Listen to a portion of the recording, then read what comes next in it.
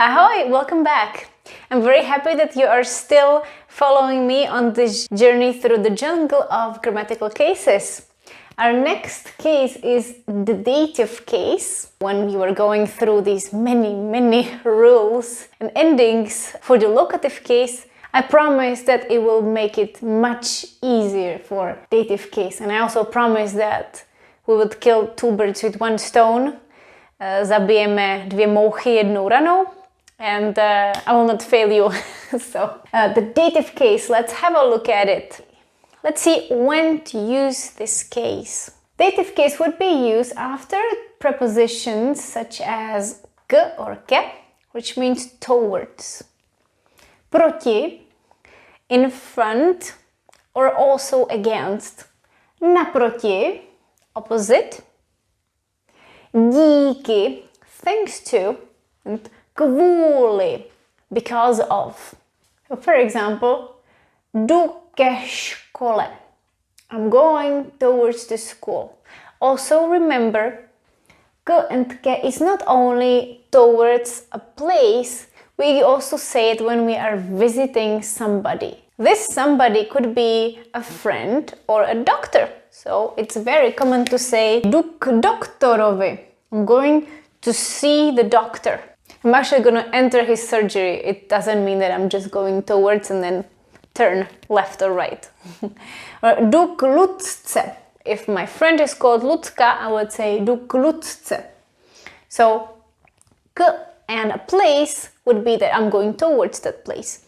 And when I mention a person, it would mean that I'm visiting, seeing that person. Jdu k doktorovi, jdu k Lucce, jdu ke kamarádovi. Hlasuju proti návrhu. I'm voting against the proposal. Škola je naproti obchodu. The school is opposite the store. Díky rodině mám práci. Thanks to my family, I have a job. Kvůli nemoci jsem doma. Because of the illness, I'm at home. I'm going to underline the key prepositions. Ke škole, k doktorovi, k Lucce, proti návrhu, naproti obchodu, díky rodině, kvůli nemoci. What follows right after is the dative form. Ke škole, k doktorovi, k Lucce, proti návrhu, naproti obchodu, díky rodině, kvůli nemoci. If you remember the locative case, you would see that this is very similar. Now let's continue with the use of the dative case. So remember these prepositions and also please keep in mind the difference between díky and kvůli. Díky is only mentioning something positive, thanks to. Kvůli is something neutral or negative. So, because people sometimes like to twist it, they say díky covidu, thanks to COVID, things like that. We also use dative case as an indirect object that would come right after these verbs. Let's see what an indirect object is. You will see it in this first sentence. Koupím mamince dárek. I buy a present for my mom. There are two types of objects. So the subject is já. Já, I am the subject. I buy something. The direct object, what I buy, is the present. Direct object would be accusative. So here this is accusative. I am buying the present.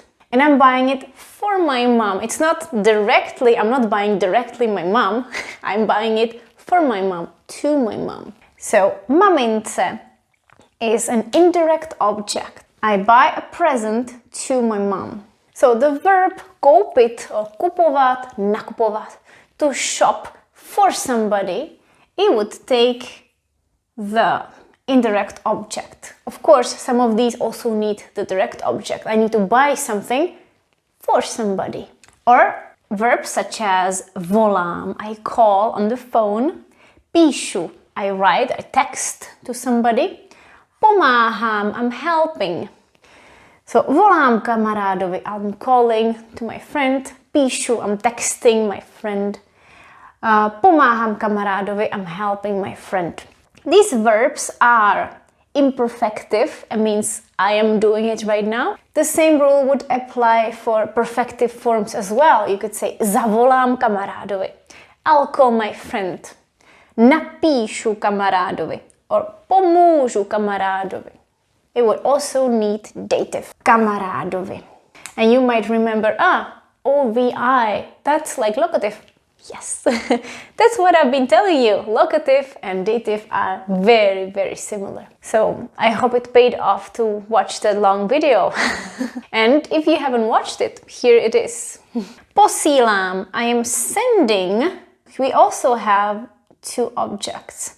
Posílám email. This is a direct object. I'm sending an email to my boss. I'm sending my boss an email. Šéfovi is an indirect object because I'm not sending my boss. I'm sending the email to my boss. Rozumím, rozumět also takes dative. This is very important. I give you an example with a pronoun actually. So if you want to say, I understand you, you would say rozumím ti. So you would say, I understand to you. Rozumím ti. I understand you. Or if you want to say, I understand it, it's also dative. And it would be tomu. Rozumím tomu. I understand it. Or nerozumím tomu. I don't understand it. Or if you ask somebody, do you understand me? You would say, rozumíš mi? Rozumíš mi? Mi is dative. So this is to me. Or a verb dát, to give. Dej kočce maso, prosím. Give the meat to the cat, please. Kočce to the cat. Maso is direct object. So remember, we have specific verbs that would need dative or dative and accusative, depending if we are talking about direct or indirect object. And the last part, when to use the dative, is for phrases with pronouns in dative. So in this video, I'm also going to mention briefly the pronouns in dative because they are so common for the dative. I wrote them down. Here on the left side, you see the pronouns in their base form, in the nominative form. Já, I, and the dative form, my, to me. It's also possible to say mě if you want to emphasize it or if it comes after a preposition, which happens a lot in dative. I will not explain these too much. I just want you to have it in front of you. Let's just read the dative together. My, ti or tobě, mu or němu, jí or ní, nám, vám, jim or ním. So when to use this? I made a video a couple of months ago.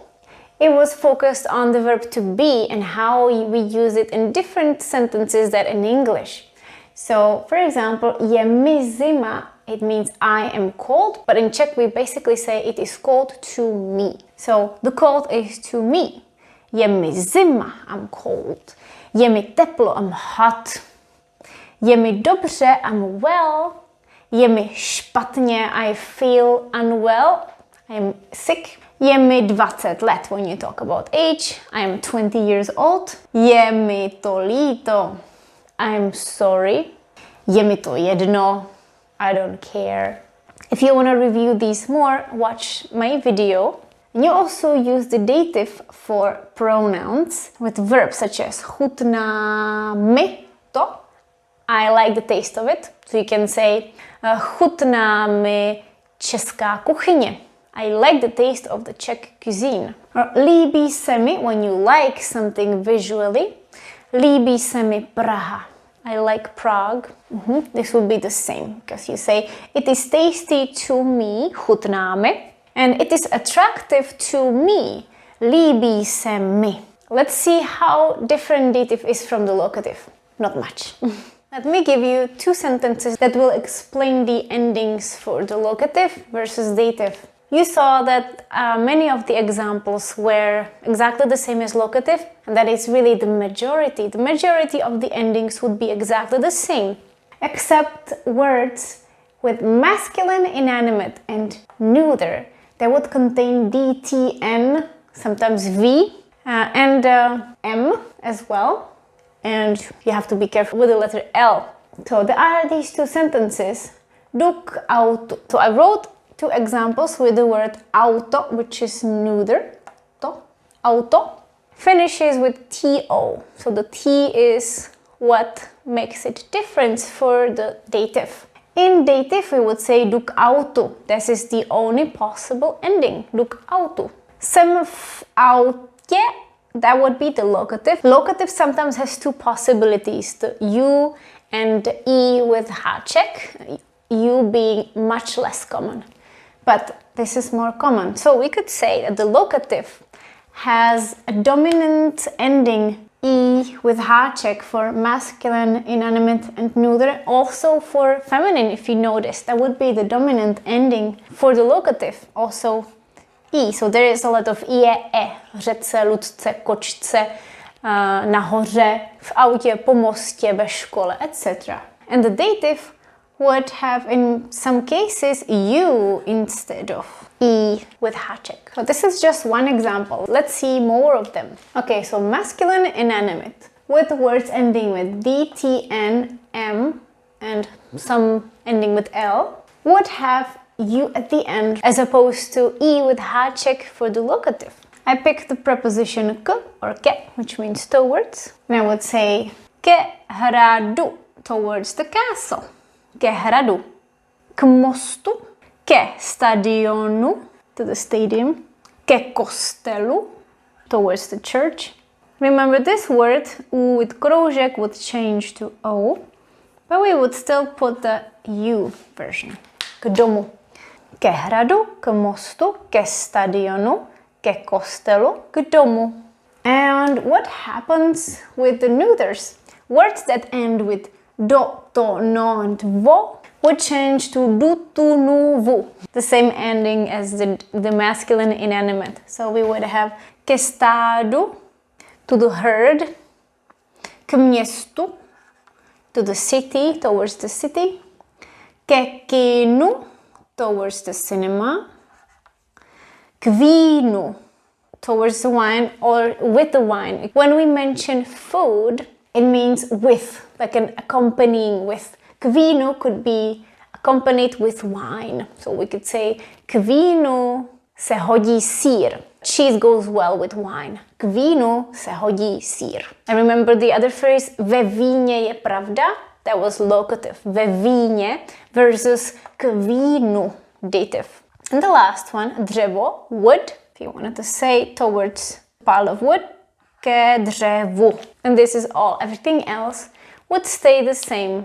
At the end of my video, I would like to give you a little exercise. Have a look at this and work on the forms. So while you work on this, please pause the video, and when you hear the tone, you will see the correct results. Good luck, hodně štěstí a děkuji, že jste se dívali. Thank you for watching. Ahoj!